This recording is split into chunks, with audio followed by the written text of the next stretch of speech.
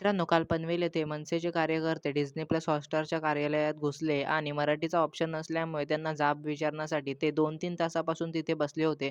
अमय खोतकर आणि त्यांची टीम तिथे उपस्थित होती, पण त्यांना 2-3 तास तिथे बसवून ठेवले. त्यामुळे मनसेचे कार्यकर्ते नंतर आक्रमक झाले आणि त्यांनी तोडफोडीचा इशारा क्रिकेटच्या दिला. सामन्यांमध्ये भारताच्या विविध भाषांचा उपलब्ध आहे ऑप्शन आणि मराठीचा महाराष्ट्रातच ऑप्शन उपलब्ध नसल्याने मनसे कार्यकर्ते काल आक्रमक झाले. खोपकर यांनी त्यांना इशारा दिला, की महाराष्ट्रात फक्त मराठीच माच करणार आणि इतर लोकांनी काही आमच्यावर जबरदस्ती करायची नाही आणि मराठीचा ऑप्शन या आता डिझनी प्लस हॉटस्टारला चॅम्पियन्स ट्रॉफीला असलाच पाहिजे आणि त्यांनी तसं लेटर लिहून दिलेलं आहे राजसाहेब ठाकरे यांच्या नावावर, की मराठीचा ऑप्शन आता उपलब्ध असणार आहे डिझनी प्लस हॉटस्टारला चॅम्पियन्स ट्रॉफीच्या हा ह्याच्या. व्हिडिओ बघा, नंतर मी तुम्हाला परत सांगतो एकदा काय झाले ते.